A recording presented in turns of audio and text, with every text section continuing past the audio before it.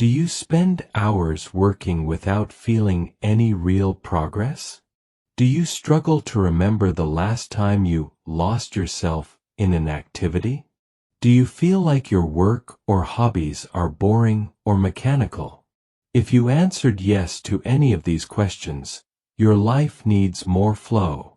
Welcome. Today we'll talk about that magical state where time flies, ideas flow, and work feels like play. Have you ever been so focused on what you're doing that time just disappears?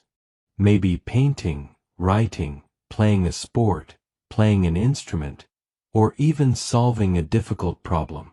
That state of total immersion has a name: flow. And today we're going to learn how to activate it at will so you can enter it whenever you want. Flow is a state of mind where you're so focused on an activity that time seems to disappear and everything flows naturally. It's often described as being absorbed in what you're doing, with a mix of enjoyment, challenge, and absolute focus. Some everyday examples of the flow state, often seen in athletes and artists, illustrate how this phenomenon manifests itself in real life. From musicians like Jimi Hendrix during his improvised guitar solos, where he seemed to merge with the instrument, or writers like Stephen King, who can write 2,000 words a day in a trance, without noticing the passage of time, to athletes like Lionel Messi, dodging opponents with fluid dribbling, almost anticipating their movements, making quick and precise decisions without hesitation. According to psychologist Mihai, it is a state in which the mind is so focused that the activity itself becomes enjoyable, regardless of the final result. Being in flow is feeling that everything is flowing, that what you do and who you are merge into a single moment. There are 3 key signs that you are in a flow state. You feel total control, time is distorted, and the task is rewarding in itself. To enter flow, choose a meaningful activity. It should be something you enjoy or at least have an interest in.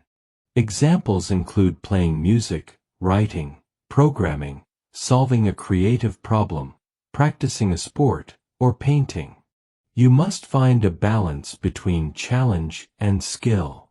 If the task is too easy, you'll get bored. If it's too difficult, you'll feel frustrated. Flow occurs when the challenge is just above your current level. It requires effort, but is achievable. For example, imagine you want to write a book and you get stuck. How do you apply this? Start with a paragraph. Not write an entire book. Use a timer to create urgency.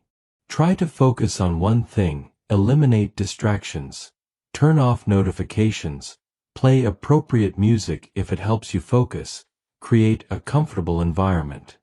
Multitasking is the enemy of flow. Define clear goals. Knowing what you want to achieve at that moment helps you stay on track.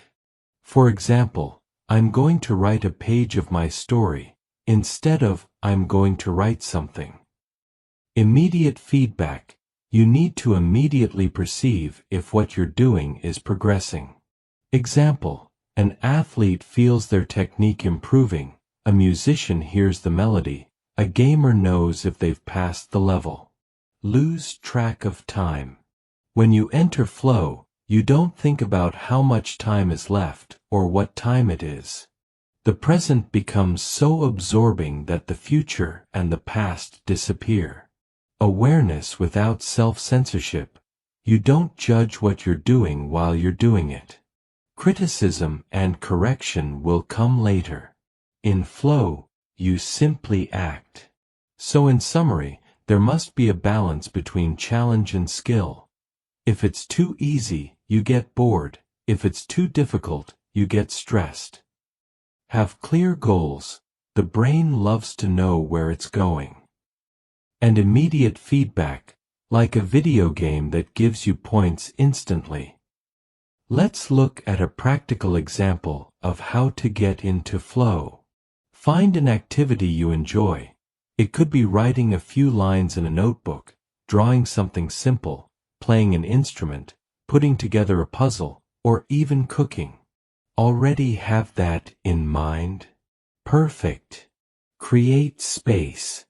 If you can, turn off your phone's notifications, put on music that helps you focus, or simply enjoy the silence.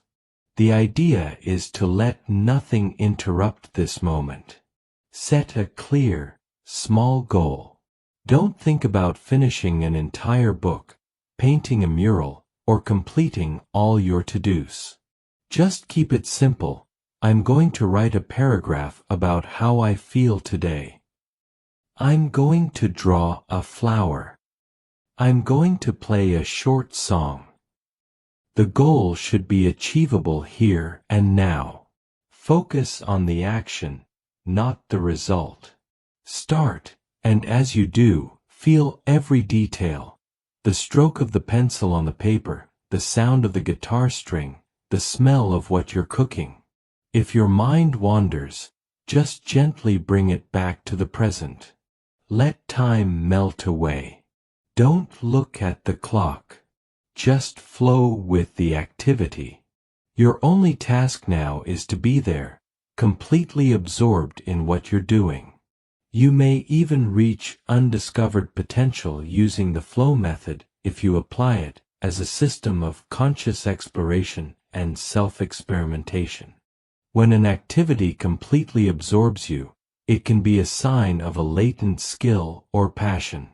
To do this, you can try new activities, whether it's painting, coding, sports, writing, sewing, or anything else you can do in short, 30 to 60-minute flow blocks. Pay attention. If you lose track of time or feel joy while doing it, it's a clue that what you're doing could be your passion or a hidden talent. For example, if you get into flow when writing fiction, you may have potential as a storyteller. If you get hooked when solving math puzzles, you could have untapped or unknown analytical skills. Once you've identified an area of interest, flow helps you develop skills quickly, as learning becomes more efficient and enjoyable. You can apply it through progressive challenges, gradually increasing the difficulty to maintain flow and prevent the activity from becoming so easy that you become bored. Example: if you're learning piano, start with simple songs and progress to more complex pieces. To receive immediate feedback, you can rely on tools that provide feedback. There are various apps, forums, and online communities that can advise you or provide the feedback you need. Example: a programmer who enters flow by solving algorithms can become an expert in months, not years. Undiscovered potential often manifests itself in original ideas or creative solutions that emerge in a state of flow. How to apply it? Have brainstorming sessions in flow. Write or draw without a filter for 20 to 30 minutes, without judging your performance or work. Afterward, review and extract patterns, useful or relevant ideas. Example: many inventors, like Nikola Tesla, reported that their best ideas came during states of deep concentration. Fear of failure or self-imposed demands can obscure your potential. Flow helps you work from curiosity, not pressure. Focus on the process, not the outcome. Instead of, I have to be the best, think, I'm going to enjoy learning. Use game mode. Turn skill development into a fun challenge.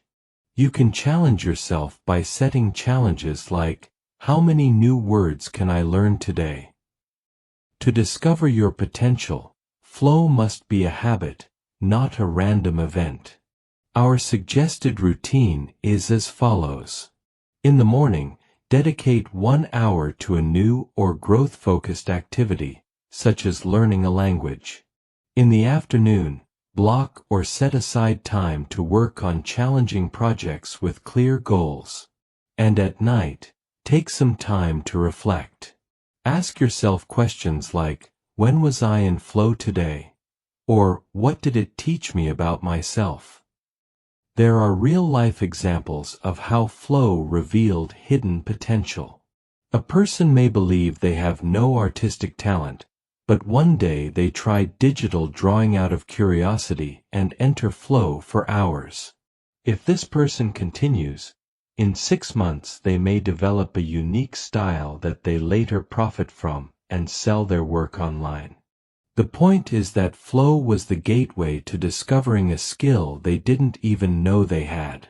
In conclusion, flow not only improves performance, but it activates dormant abilities by showing you what activities you are passionate about, accelerating your learning in those areas, and inspiring you to create or innovate from an authentic perspective.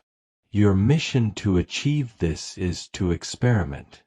Try something new this week in flow conditions and observe. What surprises you about yourself? When you enter flow, you stop looking at the clock.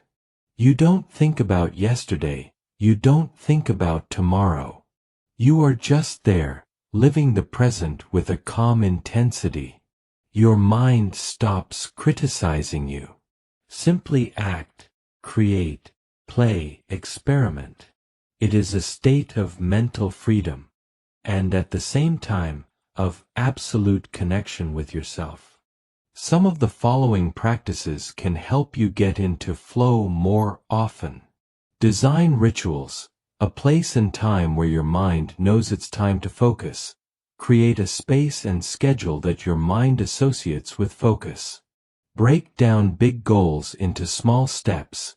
Each step is a gateway to flow. Train your mindfulness. Being in the present makes it easier to immerse yourself in what you're doing. Learning to be here and now makes it easier to get into flow. Take care of your energy. Resting and disconnecting are also part of the process. Fatigue and stress make it difficult to concentrate. If you continue practicing flow frequently, it not only brings enjoyment in the moment, but also has long-term benefits that impact your mind, body, and life in general. By incorporating flow into your daily life, you will have greater productivity and creativity. By training your brain to focus on a single task, you improve your ability to concentrate. You boost creativity, because flow allows you to generate new ideas without the hindrance of constant self-criticism. You will notice a reduction in stress and anxiety. Being in flow is similar to active meditation. You enter a present state where worries temporarily disappear. With practice, your mind learns to let go of excessive and repetitive worrying about negative thoughts or problematic situations without reaching a resolution, and focus on what is essential. You will be able to develop skills. Every time you immerse yourself in flow in an activity, you train your skills in a natural and enjoyable way. This accelerates learning and improves what you do without feeling like a burden. You will have greater resilience. By getting used to facing challenges that are a little beyond your current level, you develop tolerance for effort, patience, and the ability to overcome difficulties. Your well-being and personal satisfaction will increase. People who experience flow frequently report higher levels of happiness and fulfillment in life. It's not just about achieving goals, but about enjoying the journey. You'll build better personal relationships. When you share flow-generating activities with others, such as sports, music, and creative projects, bonds are strengthened and a sense of deep connection is generated. You'll find a sense of purpose and fulfillment. In the long term, living with more moments of flow helps you discover which activities truly give meaning to your life. This builds a more coherent and motivating personal narrative. You may face obstacles to achieving flow, but we'll look at how to overcome some of the most common ones. The state of flow is powerful, but several factors can block it. Here are the most common obstacles and practical solutions to overcome them. External distractions. Whether it's cell phone notifications, ambient noise, or interruptions from colleagues and family members, it takes the brain approximately 23 minutes to regain focus after a distraction. To overcome this obstacle, you can block out noise, use noise-canceling headphones, or listen to non-distracting instrumental music. Activate airplane mode or use apps like Freedom or Forest to block social media. Work in a place where you won't be interrupted, such as a library or a quiet room. Lack of task clarity. The obstacle here is not knowing where to start or feeling that the objective is too big. For example, your goal may be to write a book. Ambiguity generates anxiety and procrastination. To overcome this, you can break it down into microtasks. Instead of write a book, start with write 300 words on X topic. Use the 2-minute rule. If you're having a hard time getting started, commit to only doing 2 minutes. It's like tricking your mind. Flow usually comes later. Define a goal that is specific. What exactly will you do? That is measurable. How will you know you're done? That is achievable. Is it realistic today? That is relevant. Is it important? And finally, with time, when is it due? Another of the most common obstacles is anxiety or fear of failure. Thoughts like, what if I don't do it right? Or, this is too difficult, create mental blocks. Stress activates the fight or flight system, killing flow. The solution is very simple. Change your focus. Instead of, I have to do it perfectly, think, I'm going to explore possibilities. Practicing 4-7-8 breathing. Inhale for 4 seconds, hold for 7, exhale for 8 will help you reduce cortisol. And last but not least, visualize success. Imagine how you will feel when you finish, not just the result. Lack of energy or fatigue is one of the first problems to appear. Flow requires mental energy, but if you're tired, your brain can't concentrate.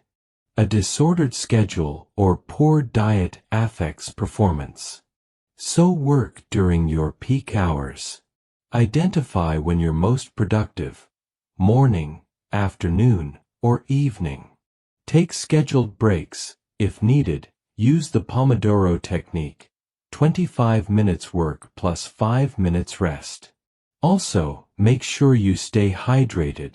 The brain is 75% water. Eat foods rich in omega-3s, such as nuts, fish, and oats. Imbalance between challenge and skill. If the task is too easy, you get bored.